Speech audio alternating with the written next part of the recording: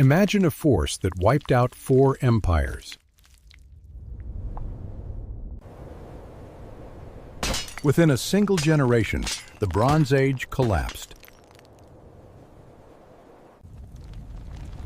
Cities burned, trade networks vanished, and kings fell. The scale of this destruction remains historically unparalleled. This was not just war, it was an apocalypse. Welcome to the mysterious invasion of the Sea Peoples.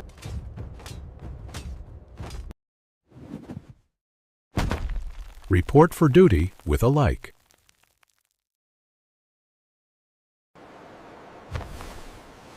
Subscribe for next week's Grand Assault. Now, it is exactly 1175 BC. The greatest civilization in North Africa faces total annihilation.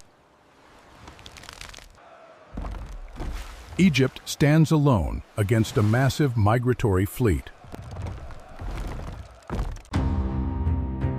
The pharaoh Rameses III must halt the unstoppable. We are stepping into the battle of the Nile Delta. The late Bronze Age world was deeply and tightly interconnected. Hittites, Mycenaeans, and Canaanites relied entirely on global maritime trade. Copper and tin flowed freely across the Mediterranean Sea. Then, an unprecedented systemic crisis shattered this delicate international network. Prolonged drought, severe famine, and massive earthquakes drove huge migrations. Entire civilizations collapsed rapidly under the immense ecological strain. A massive coalition of displaced, desperate warriors formed a fleet. Historical texts label them simply as the mysterious Sea Peoples. They were not merely pirates seeking quick, easy coastal plunder. They brought their families in heavy wooden ox carts overland. This was a slow, agonizing invasion of absolute demographic displacement. They desperately needed a secure new homeland to simply survive. Egypt remained the wealthiest, most stable target left on Earth. Rameses III understood the immense strategic threat approaching his borders. He knew his northern coastal defenses were dangerously exposed. The invaders had already systematically smashed the mighty Hittite Empire. They had completely burned the wealthy trading hub of Ugarit. Desperate clay tablets from Ugarit recorded their final terrified pleas. Now, their vast, untested fleet sailed toward the lush delta. They sought to force a violent entry through river mouths. Egypt possessed a formidable, highly traditional Bronze Age standing army. Their core military doctrine relied heavily on fast chariot maneuvers. Chariots dominated the open, flat, dusty plains of the Near East. But chariots were utterly useless against coastal naval boarding actions. Ramses had to adapt his entire defensive paradigm extremely quickly.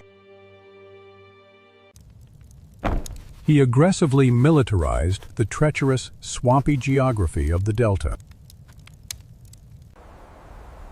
The river mouths became heavily fortified, highly organized kill zones. The pharaoh mobilized a vast, kingdom-wide logistical supply network. Massive grain supplies were rapidly shifted to northern garrison towns. The Egyptian fleet was rapidly expanded and tactically retrofitted overnight. He drafted thousands of native Egyptian infantrymen for immediate defense. He also hired skilled foreign mercenaries to bolster frontline ranks. Among them were the Sherdon, heavily armed, fiercely loyal veterans.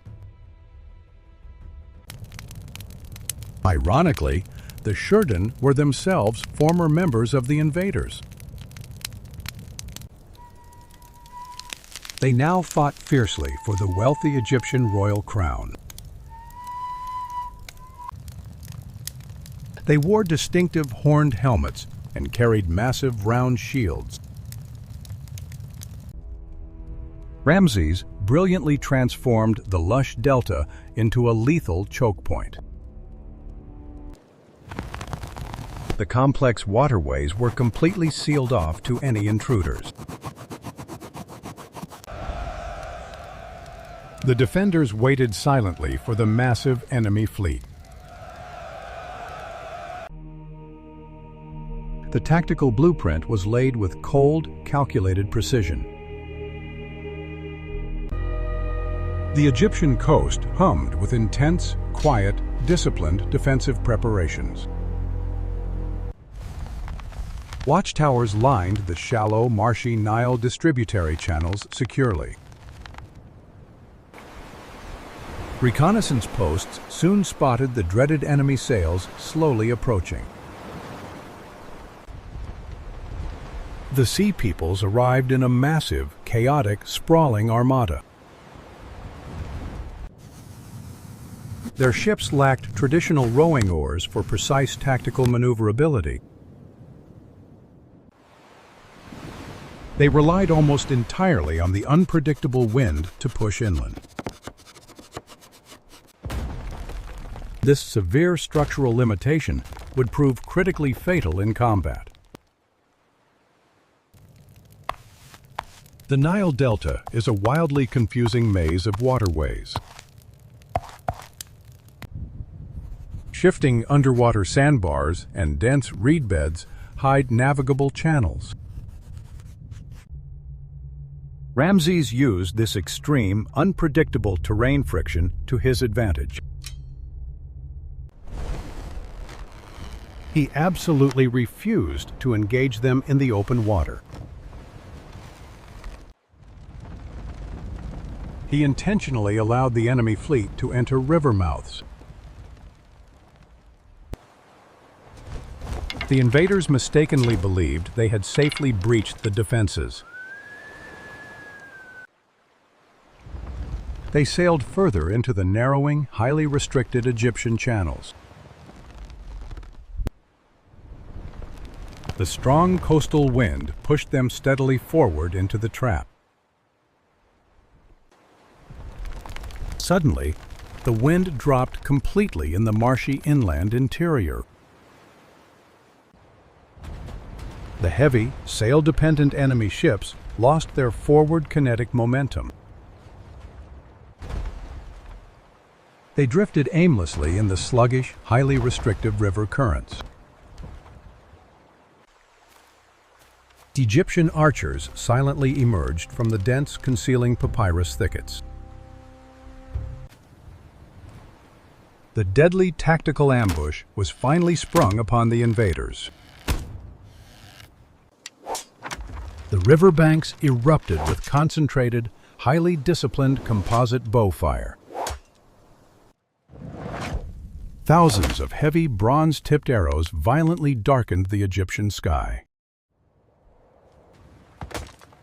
The initial kinetic contact was entirely asymmetrical and brutally effective. Egyptian archers possessed a distinct, carefully calculated range advantage.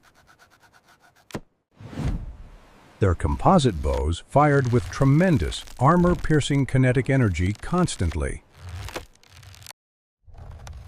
Wood, animal horn, and sinew combined to create lethal tension. These heavy arrows pierced the unarmored rowers and exposed deckhands easily. The Egyptian composite bows were true marvels of lethal engineering. They heavily outranged the simple wooden bows used by invaders. This crucial technological disparity completely decided the brutal early phases. Arrow trajectories formed perfect, highly lethal parabolic arcs strictly mathematically. The heavy bronze arrowheads carried enough kinetic force to penetrate leather. Many invading warriors desperately tried to manually catch incoming arrows. This futile, highly panicked reflex only exposed their completely unarmored torsos. The Egyptian commanders strictly maintained a highly rigorous, steady firing rate. They intentionally avoided rapid, highly chaotic volleying to safely conserve ammunition. Every single shot was calculated for maximum, entirely devastating lethality. The Sea Peoples frantically scrambled to form desperate defensive lines. They raised their heavy wooden round shields against the incoming volley. But the deadly crossfire came from both riverbanks simultaneously and relentlessly. There was absolutely nowhere to hide on the open wooden decks.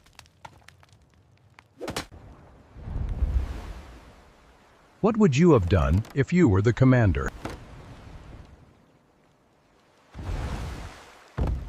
The desperate invaders tried to manually steer their ships shoreward. They desperately wanted to initiate brutal, close-quarters heavy infantry combat. They carried long, straight bronze swords of the deadly Nile II type. These slashing weapons were highly devastating in brutal, packed melee engagements. But they simply could not reach the elevated, protected archers. The terrain geometry completely nullified their primary heavy infantry advantage. They were trapped in a perfect, highly engineered geographical kill box. Their mighty fleet was slowly being entirely dismantled from a distance. The tactical situation rapidly deteriorated for the trapped invading forces. Egyptian heavy infantry lined the muddy banks in tightly packed formations. They formed a relentless, highly disciplined, overlapping barrier of bronze. The Sea People's ships violently crashed into the shallow, unforgiving mudbanks. Invading warriors leapt boldly into the highly restrictive, waist-deep water. They waded forward slowly under a continuous, heavy hail of arrows. The raw physical mechanics of this amphibious assault were absolutely grueling. Water resistance immediately stripped away their forward kinetic momentum completely. Thick river mud sucked aggressively at their heavy leather combat sandals. Severe physical exhaustion set in before they even reached dry land. Then, the hidden Egyptian fleet finally emerged from its concealed places. Rameses had wisely kept his heavily armed ships in reserve upstream. They rowed swiftly down the fast current toward the paralyzed enemy. Egyptian vessels were efficiently powered by highly disciplined, perfectly synchronized oarsmen. This gave them precise tactical control in the tight, confined waters. They absolutely did not rely on the highly unreliable coastal wind. The Egyptian ships drove directly into the deeply disorganized enemy formation. The resulting heavy collision was violently kinetic and absolutely deafening. Thick shipwood splintered loudly under the immense impact of direct ramming. Egyptian captains executed precise, highly coordinated flanking maneuvers effortlessly and smoothly.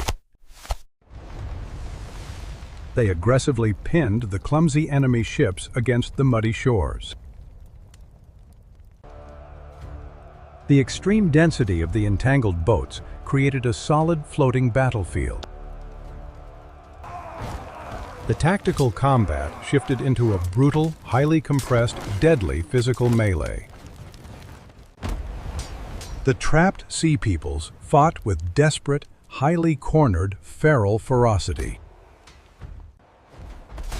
They swung their heavy bronze swords in tight, highly lethal slashing arcs. They desperately sought to break the highly disciplined Egyptian lines. But the rigid Egyptian formation mechanics held perfectly firm under massive pressure. Shurden mercenaries aggressively formed the vanguard of the fierce Egyptian counterattack. They matched the desperate invaders perfectly in brutal, heavy infantry combat tactics. The Shurden pressed forward relentlessly with tightly locked, overlapping shields. They securely absorbed the kinetic shock of the heavy enemy sword swings. They thrust their sharp bronze spears into highly exposed enemy armor gaps. The chaotic combat became a horrific, localized, extremely bloody physical grind. It was a brutal battle of pure, highly tested physical endurance. The dense packing of ships entirely prevented any tactical naval retreat. The sea peoples could not maneuver their heavy vessels backward at all. They were securely locked in a lethal, highly claustrophobic river kill zone. Egyptian archers steadily continued firing from the elevated, protected ship decks. They shot aggressively downward into the dense mass of trapped warriors. The plunging heavy arrows easily found weak points in the enemy formations. The Shurden warriors employed a highly unique, fully specialized combat style. Their massive, round shields provided excellent, highly reliable, centralized body protection. When an invading swordsman swung heavily, the Shurden securely caught the blow. The rounded, highly curved shield face safely deflected the sword's kinetic energy. This precise physical deflection intentionally created a vulnerable, entirely momentary opening. The Shurden aggressively countered with a highly precise, deeply fatal spear thrust. This calculated physical interaction completely defined the grueling, highly static frontline combat. Every single blocked strike heavily drained the rapidly fading energy of attackers. The sheer weight of their bronze swords became a massive physical liability. Lactic acid painfully flooded the overworked, highly stressed muscles of trapped invaders. Their once mighty combat rhythm degraded into slow, highly sluggish, desperate movements. Egyptian spearmen smoothly maintained a disciplined, completely steady wall of pointed bronze. They safely relied on tight, overlapping formation density to fully absorb pressure. The tight physical compression completely prevented the enemy from properly utilizing numbers. Thousands of invading warriors were completely stuck behind their highly contested lines. They could not actively contribute to the highly violent, incredibly congested fighting. They could only stand helplessly and loudly watch their vanguard slowly fall. The Egyptian logistical superiority completely dictated the highly predictable pace of attrition. Runners constantly and quietly supplied fresh, heavily bundled arrows to active archers. Water jars were continuously brought to the exhausted Egyptian frontline combat troops. The Sea Peoples had absolutely nothing but the highly salty river water. Drinking from the muddy, turbulent delta practically guaranteed severe, highly debilitating illness. The harsh, unyielding physical environment was actively fighting alongside the Egyptian army. Every single tactical element was heavily aligned strictly against the desperate invaders. The invading tactical command structure slowly began to collapse entirely and irreversibly. Morale frayed heavily under the relentless, highly punishing multi-directional Egyptian pressure. The severe logistical strain on the unsupplied invaders became glaringly, painfully apparent. They had absolutely no resupply lines in this highly hostile alien territory. Their heavy bronze armor quickly became a lethal, suffocating trap in water. Wounded men slipped helplessly beneath the muddy, highly turbulent river surface. The strong river current dragged them down almost instantly and entirely. The skilled Egyptian rowers continually and methodically repositioned their fast combat ships. They successfully isolated small, highly fragmented pockets of desperate enemy resistance. They systematically dismantled the once mighty, deeply feared invading naval armada. The surviving Sea Peoples fought back with raw, desperate, rapidly fading courage. They actually managed to successfully board several advanced Egyptian frontline vessels. Intense, highly brutal hand-to-hand combat erupted on the narrow, heavily blood-slicked decks. Heavy bronze clashed heavily against shattered wood, boiled leather, and human bone. But the efficient Egyptian troop rotation system expertly preserved their combat stamina. Fresh, fully rested Egyptian infantry continuously stepped up to the bloody lines. The desperate invaders had absolutely no fresh troop reserves to call upon. They were slowly, agonizingly bleeding out in the unforgiving, heavily contested mud. The relentless, highly punishing grind strongly favored the organized Egyptian war machine. The invaders' long, slashing swords completely lacked necessary open room to safely swing. The highly tight ship decks heavily restricted their primary, highly favored weapon. Egyptian long-thrusting spears proved far more kinetically efficient in this environment. They perfectly dictated the strict physical spacing of the highly lethal melee. The chaotic, heavily congested battle raged for agonizing hours in sweltering heat. Severe physical thirst and deep muscular fatigue completely crippled the enemy forces. Rameses confidently watched the systematic, cold tactical destruction from the fully safe shore. The brilliant pharaoh's trap was functioning with absolute, calculated, ruthless military efficiency. The muddy river ran thick with floating wooden debris and highly shattered hulls. The mighty late Bronze Age superpower was fiercely holding its sacred ground. The decisive tactical pivot finally arrived as the highly organized lines advanced. The battered invaders suddenly realized their forward momentum was completely broken. Their heavy ships were fully immobilized against the unforgiving, deep, muddy shorelines. Half their mighty fleet was already rapidly sinking or fully captured.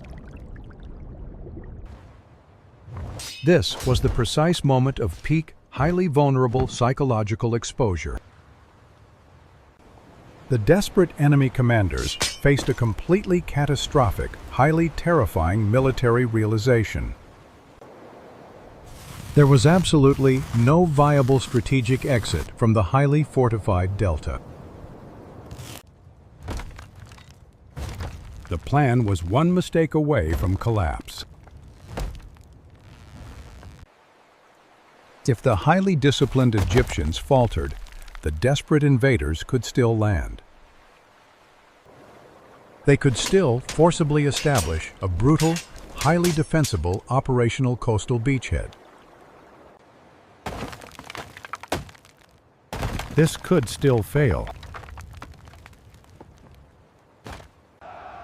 The Egyptian front lines absolutely had to strictly maintain perfect, unbroken cohesion. Rameses confidently signaled for the final, decisive, completely overwhelming naval push forward. Egyptian ships firmly locked their heavy oars and violently surged forward together. They successfully capsized the highly unstable enemy vessels with massive coordinated strikes. The rapid physical displacement of massive weight was completely visually overwhelming. The Sea People's extremely heavy ships violently rolled directly into the river. Hundreds of fully armored warriors were violently thrown directly into the dark water. The massive physical weight of their heavy bronze gear quickly dragged them under. The once cohesive enemy formation rapidly disintegrated into completely isolated, terrified fragments. The highly disciplined Egyptian infantry on shore aggressively pressed their massive advantage. They waded directly into the bloody shallows to violently finish the struggling stragglers. The invaders' highly centralized command structure was entirely and completely permanently neutralized. Their deeply traumatized, surviving warriors fully surrendered to the highly relentless advance. The immensely destructive, highly feared great demographic migration had finally been stopped. The highly unpredictable wind and treacherous water had ultimately defeated the invaders. Rameses had brilliantly and successfully weaponized the treacherous geography of his homeland. He expertly turned a potential massive weakness into a highly lethal choke point. The swampy delta's extreme physical friction proved infinitely deadlier than any sword. The immediate, highly chaotic aftermath was completely devastating for the massive coalition. Thousands of deeply defeated sea peoples were formally taken as miserable prisoners. Rameses pragmatically settled many of them in highly distant, strictly controlled colonies. He successfully absorbed their highly skilled surviving warriors directly into his army. This brilliant, calculated pragmatism heavily strengthened his forces for future regional conflicts. The mighty, incredibly resilient Egyptian state had fully survived the apocalyptic wave. However, the complex, long-term strategic consequences were highly complicated and deeply damaging. Egypt had successfully defended its incredibly wealthy, deeply populated agricultural core territory. But the broader, highly interconnected Mediterranean world remained completely, entirely, and permanently shattered. Egypt's lucrative, highly vital international trade networks were fully and permanently destroyed. The essential economic lifeblood of the entire Late Bronze Age completely evaporated. The massive Egyptian state faced severe, highly crippling financial and logistical strains. Internal worker strikes and severe economic decline heavily plagued Rameses' later reign. The brutal battle of the Nile Delta was a truly monumental, historic victory. It strongly offers an exceptionally early example of highly effective coastal defense. It heavily foreshadowed later highly successful methods of massive area naval denial. Rameses definitively proved that localized, highly controlled logistical supremacy easily beats numbers. What war topic should we break down in the next video? The glorious Bronze Era violently ended, but its harsh tactical lessons remain entirely eternal.